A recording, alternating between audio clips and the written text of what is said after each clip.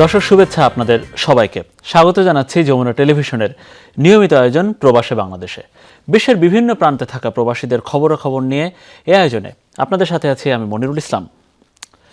ফ্রান্সে প্রবাসী বাংলাদেশিদের উদ্যোগে আয়োজিত হলো ইউরো বাংলা বিজনেস ওয়ার্কশপ। সোমবার রাজধানী প্যারিসে হয় এই আয়োজন। মূলত বাংলাদেশি ব্যবসায়ীদের প্রশিক্ষণমূলক ওয়ার্কশপ ছিল এটি। শাহ গ্রুপের সহযোগিতায় হওয়া এই আয়োজনে অনলাইন উদ্যোক্তা এবং ব্যবসা করতে আগ্রহীদের বিভিন্ন বিষয়ে প্রশিক্ষণ দেওয়া হয়। এদিন নিজেদের অভিজ্ঞতা শেয়ার করেন অভিজ্ঞ ব্যবসায়ীরা। এই আয়োজনে 7 উদ্যোক্তাদের উৎসাহমূলক সম্মাননা প্রদান করা হয়। অনুষ্ঠান সঞ্চালনা করেন ওমর ফারুক। এতে প্রধান অতিথি হিসেবে উপস্থিত ছিলেন দূতাবাসের দ্বিতীয় সচিব সারহাদ শাকিল। স্পিকার প্যানেলে ছিলেন শাহ গ্রুপের চেয়ারম্যান সাত্তার আলী সুমন, গিলবার্ট ডেপে, তানজিম হোসেন, সাংবাদিক লুৎফুর রহমান বাবু সহ আরও অনেকে। এদিন প্রশিক্ষণার্থীদের শুভেচ্ছা বক্তব্যের মাধ্যমে বরণ করে নেন অ্যাসোসিয়েশনের প্রেসিডেন্ট মজরুল হাসান চৌধুরী সেলিম। দেশের অর্থনীতিতে গুরুত্বপূর্ণ ভূমিকা থাকলেও নানা ক্ষেত্রে অবহেলিত প্রবাসীরা।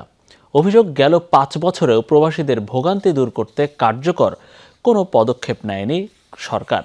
আর তাই দ্বাদশ জাতীয় সংসদ নির্বাচনকে সামনে রেখে মালয়েশিয়া প্রবাসী বাংলাদেশিদের প্রত্যাশা, নির্বাচিত সরকারে হবে প্রবাসী বান্ধব।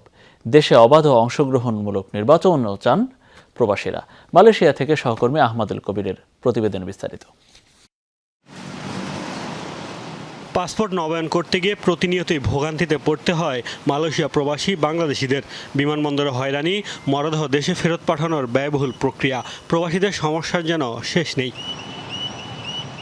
সামনে আরও একটি নির্বাচন, আবারও আশায় বুক বাঁধছেন এই রেমিটেন্স যোদ্ধারা।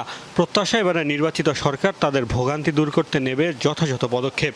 সরকারি খরচে প্রবাসীদের মরদেহ দেশে পাঠানোর ব্যবস্থা, প্রবাসে থেকেও জাতীয় পরিচয়পত্র সংশোধনের সুবিধাসহ নানা দাবি তাদের।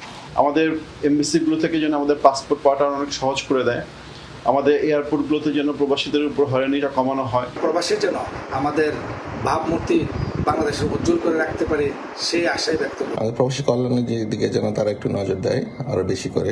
যেমন তারপর আমরা এনআইডি করতে পারি না দেশের বাইরে থেকে, এমবাসিতে তো এনআইডি করা যেত, এটা ভালো হতো। প্রবাসী ভাই একটা মারা গেলে এই রাশগুলো নিজ খরচে সরকারে বহন করে তুলে নেওয়া লাগবে। সচেতন নাগরিক হিসেবে দেশে সুষ্ঠু, অবাধ ও অংশগ্রহণমূলক নির্বাচনও দেখতে চান মালয়েশিয়া প্রবাসী বাংলাদেশিরা। মোস্তফা মাহমুদ, যমুনা নিউজ। মহান বিজয় দিবস উপলক্ষে আলোচনা সভা করেছে বাংলাদেশ আওয়ামী লীগ লেবানন শাখা। রোববার আলকোলা রেস্ট প্যালেসে হয় এই আয়োজন। এদিন মুক্তিযুদ্ধে বঙ্গবন্ধু ও প্রবাসী বাংলাদেশিদের অবদানের উপর আলোকপাত করেন বক্তারা। এছাড়া বাংলাদেশের উন্নয়ন অগ্রযাত্রাকে অব্যাহত রাখতে আসন্ন নির্বাচনে নৌকার জয় নিশ্চিতের পক্ষে বক্তব্য দেন বক্তারা। এই লক্ষ্যে সবাইকে ঐক্যবদ্ধভাবে কাজ করার আহ্বান জানানো হয়। সভায় জাতীয় প্রবাসী দিবস উপলক্ষে দূতাবাসের সপ্তাহব্যাপী বিশেষ সেবার বিভিন্ন দিক তুলে ধরেন দূতাবাসের কর্মকর্তারা। অনুষ্ঠানে সভাপতিত্ব করেন সংগঠনটির সভাপতি ইস্কান্দার আলী মোল্লা এবং প্রধান অতিথি ছিলেন বৈরুত এর বাংলাদেশ দূতাবাসের শ্রম সচিব মোহাম্মদ আনোয়ার হোসেন। এছাড়া আরও উপস্থিত ছিলেন মশিউর রহমান, আব্দুর রাজ্জাক, সবুজ দেওয়ান শেখ কামাল, ইয়াসিন আবু তাহের ও শাহিদা বেগম সহ সর্বস্তরের নেতাকর্মী, প্রিন্ট ও ইলেকট্রনিক মিডিয়ার সাংবাদিকরা। ইতালিতে সাম্পেটধারিনা বাংলাদেশ কমিউনিটি জেনেভার 31 সদস্য বিশিষ্ট কমিটি গঠন করা হয়েছে। স্থানীয় একটি রেস্টুরেন্টে সংগঠনের নেতাকর্মীদের উপস্থিতিতে এই কমিটি গঠন করা হয়। সংগঠনের প্রধান উপদেষ্টা তোফাজ্জল হোসেনের পরিচালনায় হয় এই আয়োজন। নতুন কমিটির সভাপতি নির্বাচিত হন মোহাম্মদ আসলাম খান এবং সাধারণ সম্পাদক হন মঞ্জুর আহমেদ। এছাড়া সিনিয়র সহসভাপতি উদ্দিন রিফাতুল, যুগ্ম সম্পাদক ইকরামুল হক মুন্না এবং সাংগঠনিক সম্পাদক নির্বাচিত হন জসিম উদ্দিন। এ সময় সংগঠনের নবগঠিত কমিটির নেতারা প্রবাসের নতুন প্রজন্মের কাছে দেশের সংস্কৃতি তুলে ধরার প্রত্যয় ব্যক্ত করেন। জাতীয়তাবাদী যুবদল পর্তুগাল শাখার উদ্যোগে প্রতিবাদ সভা অনুষ্ঠিত হয়েছে। সোমবার পর্তুগালের রাজধানী লিসবনের রাজধানী রেস্টুরেন্টে এ সভা অনুষ্ঠিত হয়। এ সময় প্রহসনের নির্বাচন বাতিলের দাবি জানান দলের নেতাকর্মীরা। পর্তুগাল যুব দলের নেতা মহিন উদ্দিনের সভাপতিত্বে সভা সঞ্চালনা করেন ইমদাদুল হক স্বপন ও মাজেদ আহমেদ সানি।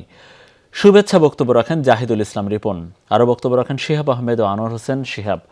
বিশেষ অতিথি ছিলেন পর্তুগাল বিএনপির সহসভাপতি কাজী ইমদাদ ও প্রচার সম্পাদক আব্দুল ওহিদ পারভেজ। এছাড়াও আরও উপস্থিত ছিলেন ফ্রান্স শাখার স্বেচ্ছাসেবক দলের আহ্বায়ক গোলাম মাহমুদ আজম।